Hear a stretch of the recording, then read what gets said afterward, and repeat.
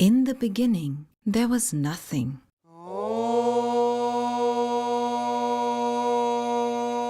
Pure potential, pure consciousness, pure mind. This was Purusha.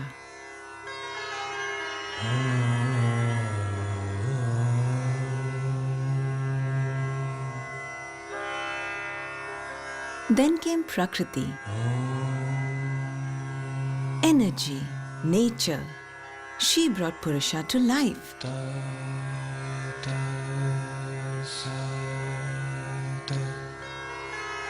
The entire universe came into being, and the earth came into being, the first animals. Then Purusha became Pashupati, lord of the beasts. He watched over the world with tenderness and realized that all creatures would suffer, endure pain and death. In compassion, he taught them the art of yoga. The first to hear this teaching was the snake Patanjali, and it was he who brought yoga to all mankind. They say that who heard him best was the serpent round his neck, Karkotaka, or Patanjali. And therefore Patanjali is visualized as a serpent because he sits next to Shiva and he heard every whisper and every breath. So he knows it better than others and he shared it with the world. Yoga is more than anything else, it's a practice, it's a discipline. It is your connection with something that is eternal, you can call it consciousness. It is that part of you that is untouched by anything. So yoga, for me, as far as I understand, is to unite the body with the mind and taking body and mind together to be in par with the eternal, evergreen state of this self. Today, yoga is practiced by millions of people around the world. From the studios and gyms of America to the halls of culture in China, yoga has become one of the world's favorite holistic health practices. But what really is yoga? Where did it come from? What does its practice do for your body and your mind? How did yoga spread around the world? Can yoga bring you into balance with your deepest self and nature? Indian thought has always celebrated imagination, which is mana, the mind. So we are called Manava, animals who can imagine. Yoga enables our imagination to celebrate and understand nature in her totality. That's the point of yoga.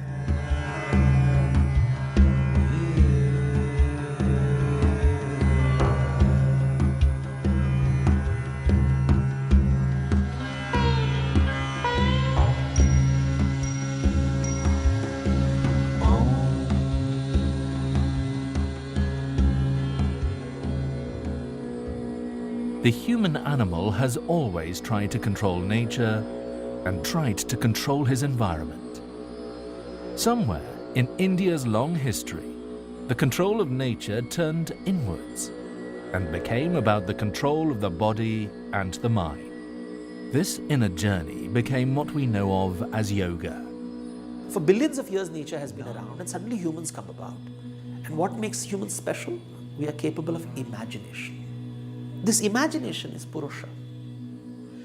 And Prakriti is nature. And this conversation between the two is the birth of creation. And so we are always in conflict with nature, which nature says you're just another animal, and I'm saying, no, I'm special.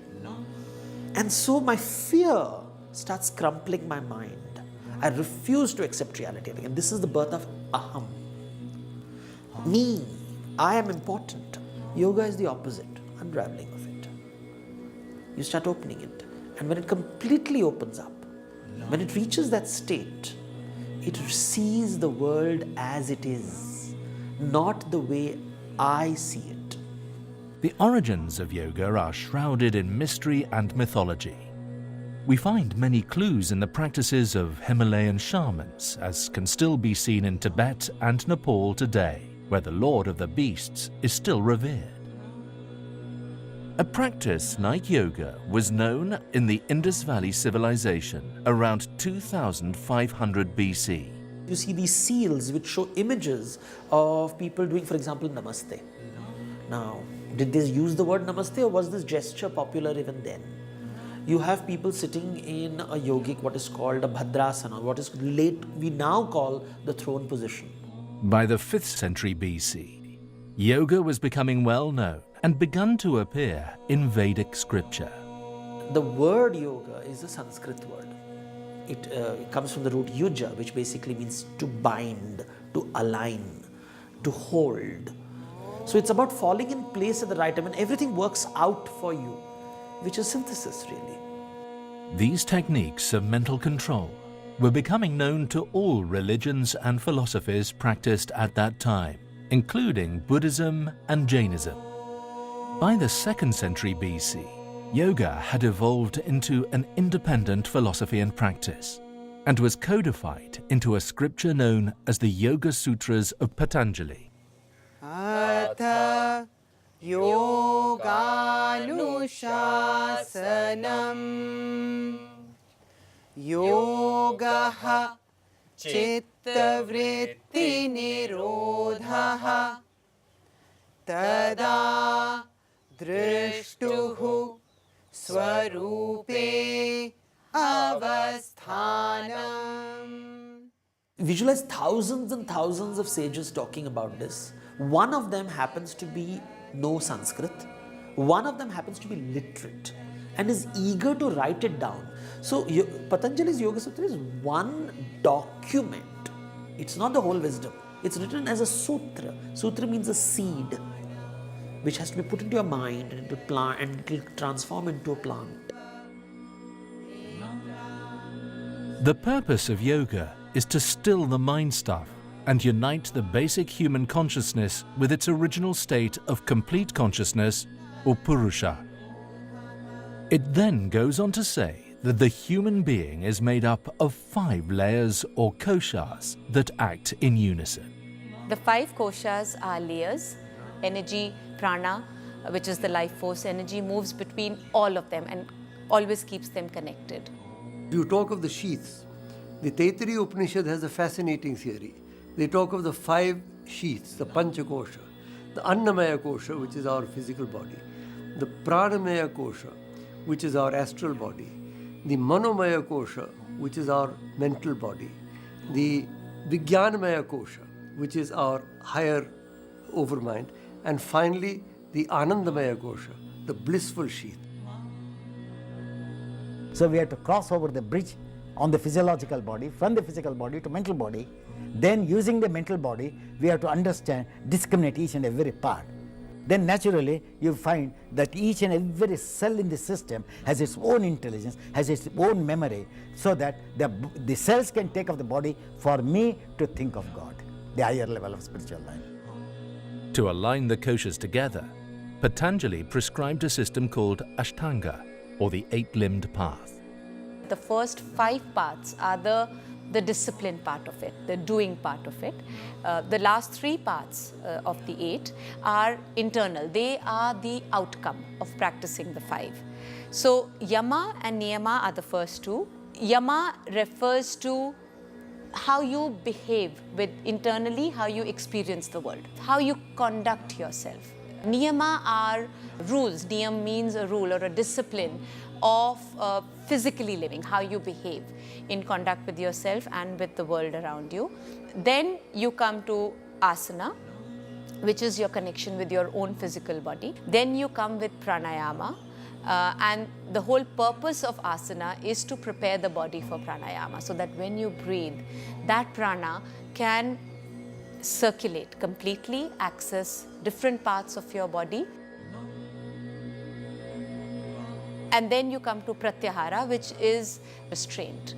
Pratyahara actually means to withdraw the senses, but it doesn't mean detachment or to go into a mountain. It means to not identify unnecessarily, not be too attached to something, not be too detached from anything either. So balance, the best word is balance. And then you come to dharana, dhyana and samadhi, which are called the antarangas. They are the internal limbs of yoga, because If you practice the first 5 limbs, then they are the outcome. Your ability to focus, your ability to meditate on something, and your ability to access union with true self, with that consciousness, which is what samadhi is. So yoga is bringing the Ashtanga together in order to bring the koshas together, in order to achieve samadhi. So yoga is both the practice and it is the goal. By the early part of the first millennium, yoga had become integrated into mainstream Buddhism, Jainism, and what later became known as Hinduism, with the writing of the Bhagavad Gita. The Gita describes 4 yogas that anyone could practice in life. There is the Jnana Yoga, which is the way of knowledge, the way of discriminative knowledge, of being able to see what is real and what is unreal. Another way is the Bhakti Yoga. Now, the Bhakti Yoga is the yoga of devotion. If the Jnana Yoga is the way of wisdom, the Bhakti Yoga is the way of devotion, the way of love. The third path of yoga is what might be called the Karma Yoga, the way of the hands, of action. But not any action. Action dedicated to the divine. And then the fourth, and in some ways the most fascinating path, is what is known as the Raja Yoga, the royal road. And that involves the breathing practices, the Hatha Yoga, what people in the West look upon as yoga, which are the physical exercises, are only one small part of the Raja Yoga. But I would say these are the 4 major paths. You can do 1 or 2 or 3 or 4. You can combine in whatever way you like.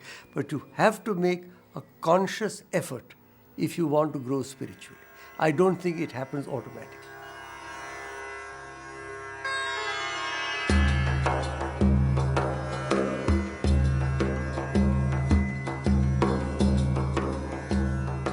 Once in Kailash, Shiva was teaching Parvati the secrets of yoga. Together, they danced the cosmic dance.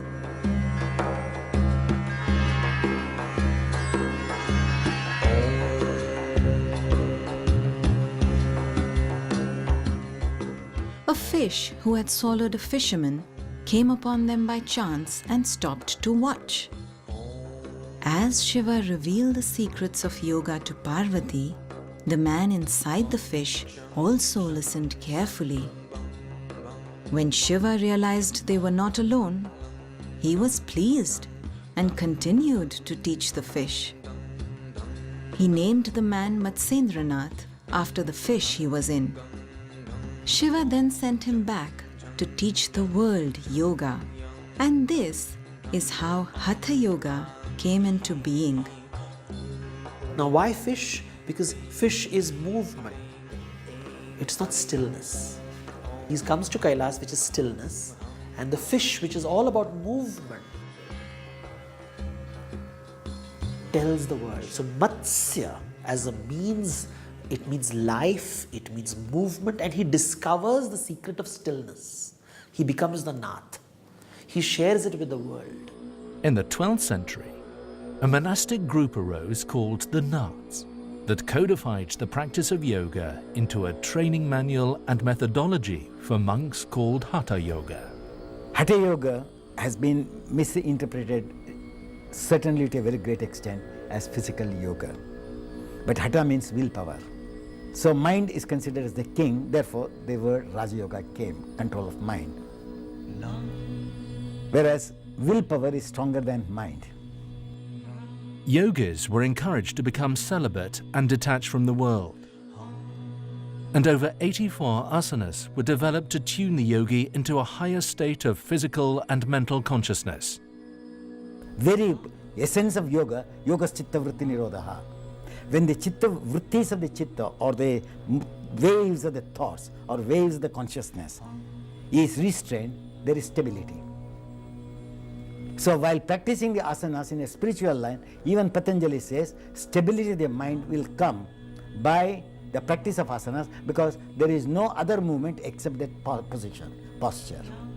By that, you experience the state of infinity. These postures were first detailed in the 15th century through a book called the Hatha Yoga Pradipika.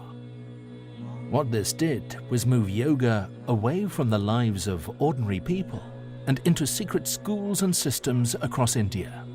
You see these two schools emerging. One which says yoga is about withdrawing from the world, withdrawing from Prakriti, rejecting Prakriti. And this whole notion of purification by not connecting with the world. So I isolate myself completely. And the other tradition, which is the Gorakh tradition, which is the tradition of yoga which is communicating with the world, talking to the world.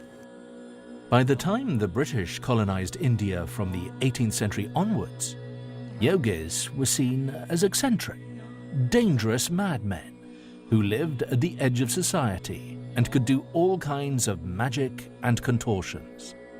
Indian Maharajas and the British rulers would regularly organize whimsical demonstrations of yogis and magicians, and India became known as the exotic land of mystical and magical powers.